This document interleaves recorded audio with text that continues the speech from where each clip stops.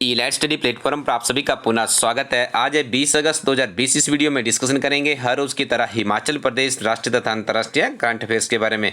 Video की शुरुआत करने से पहले आपको गूगल प्ले स्टोर पर जाना है और वहाँ पे इलाइट स्टडी टाइप करना है और हमारा एंड्रॉयड ऐप इंस्टॉल कर लेना है, क्योंकि इस ऐप पर और बहुत ही महत्वपूर्ण इन्फॉर्मेशन पूरा दिन भर हमारा प्रयास रहता है कि आप लोग तक हर तरह की सूचना तथा एम्प्लॉयमेंट नोटिस और करंट अफेयर्स तथा अन्य अध्ययन सामग्री उपलब्ध करवाई जाए। इस प्लेटफॉर्म के माध्यम से आप सीधे हमारी टीम के साथ जुड़ सकते हो।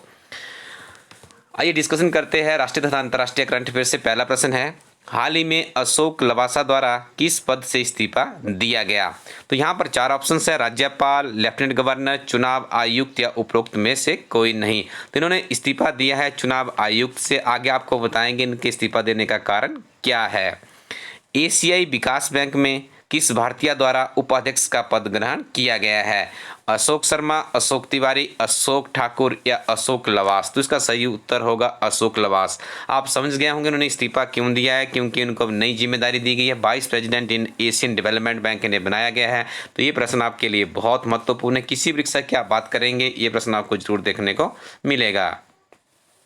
मेघालय का नया राज्यपाल किसे बनाया गया है? सत्या प्रकाश, आचार्य देवव्रत, बंडारू दत्तात्रेय या Satyapal Malik? The right answer is here option number D. Meghalaya का नया राज्यपाल बनाया गया है सत्यपाल मलिक जी को। इससे पहले गोवा के राज्यपाल थे, याद रखिएगा। और आचार्य देवव्रत जी गुजरात के राज्यपाल है। बंडारू दत्तात्रेय जी हिमाचल प्रदेश के गवर्नर है, इन्हें भी आप याद रखिएगा। One sun one world one grid यानी OSOWOG योजना का संचालन किस देश द्वारा किया जा रहा है? अमेरिका, चीन, भारत या Bhutan? The right answer is here Bharat. Bharat के प्रधानमंत्री नरेंद्र मोदी जी द्वारा 15 अगस्त 2020 को इस स्कीम के बारे में इंट्रोड्यूस करवाया गया। देखिए बहुत महत्वपूर्ण है। यदि हमारी जैसे कंट्री है, जिस तरह से हमारा यहाँ पे जो लोकेशन है उस हिसाब से बात की जाए तो ये one sun one world one grid योजना काफ़ी लाभदायक सिद्ध हो सकती है। करीब 140 देशों को इसमें सम्मिलित करने की हमारे देश भारत की प्लानिंग है। और देखिए इस ऑप्शन को भी आप लोग याद रखिएगा, फुल फॉर्म भी आपसे पूछी जा सकती है। OSOWG stand for one sun one world one grid. Next one is, हाल ही में भारत के किस केंद्र शासित प्रदेश द्वारा 59वां 59वां डी-जीओर दिवस बनाया गया? दिवस के बारे में याद रखिएगा, नाम क्या है इसका जी? डी-जीओर दिवस है, ठीक है। तो केंद्र शासित प्रदेश की बात यहाँ पर की जा रही है। चार ऑप्शन है आपके सामने, दिल्ली, पांडुचेरी, जम्मू कश्मीर या Ladakh? The right answer is here Pondicherry, ठीक है।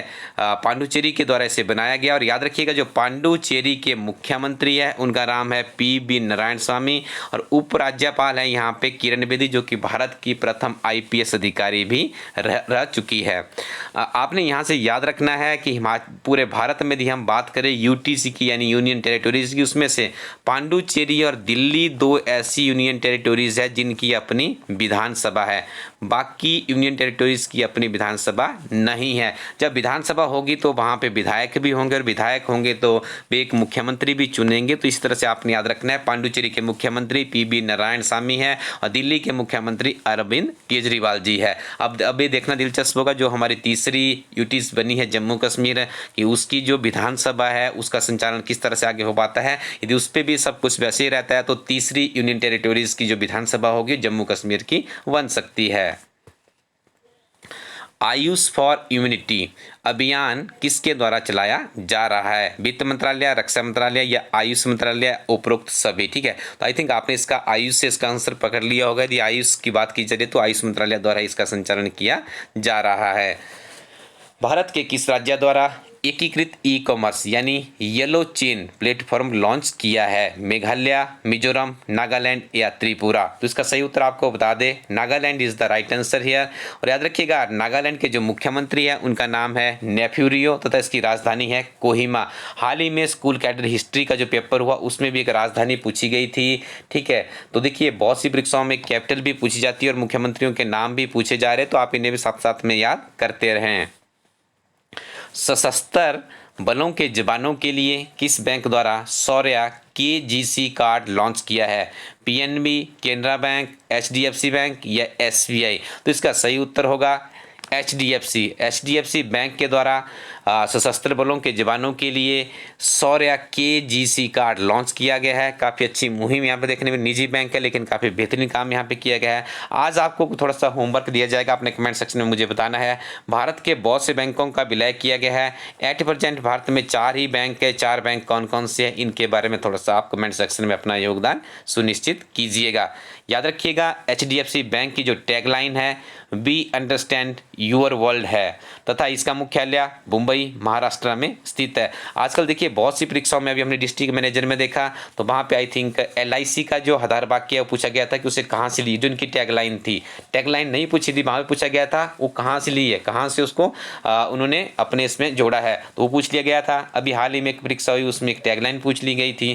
तो आने वाले समय में आपसे इस तरह की टैगलाइन से पूछी जा सकती है। जो वर्तमान में परीक्षा का ट्रेंड चल रहा है उस हिसाब से हमारी टीम आपको एडवाइस करती है कि आप टैगलाइंस और NCC जैसे संगठन के बारे में भी थोड़ी सी जानकारी प्राप्त कर लें। यहाँ से बहुत से प्रश्न विभिन्न तरह की प्रतियोगी परीक्षाओं में देखने को मिल रहे हैं। डिजिटल अपनाएं नामक एक अभियान की शुरुआत किस बैंक द्वारा की गई? SBI, HDFC, ICICI या PNB? तो इसका सही उत्तर होगा PNB बैंक के द्वारा इसकी शुरुआत की गई। और याद रखिएगा PNB बैंक के जो संस्थापक है लाला लाजपत राय दयाल सिंह मजीठी थे और इसका मुख्यालय कहाँ पर है? नई दिल्ली में स्थित है। आगे डिस्कशन करेंगे हिमाचल प्रदेश के बहुत ही महत्वपूर्ण MCQ के बारे में। पहला प्रश्न है, देश का पहला कोविड-19 आयुष चिकित्सालय हिमाचल प्रदेश में कहाँ पर स्थापित किया गया? सुंदरनगर, मंडी, मनाली, कुल्लू या नाहन जिला सिरमौर या summer hill Shimla? The right answer is here Nahan. Nahan में जो दिल्ली गेट है उसी के समीप पे इसे स्थापित किया गया है। काफ़ी बड़ी बात होती है जी, कोई देश का, हमारा बहुत बड़ा देश है भारत, ठीक है, जनसंख्या के आधार पर दूसरा सबसे बड़ा है, क्षेत्रफल की बात करें 7वां बड़ा देश है हमारा, ठीक है, अर्थव्यवस्था की बात करें 5वां सबसे बड़ा, GDP की बात के आधार पे देखा जाए तो 5वां बड़ा हमारा देश है, ठीक है।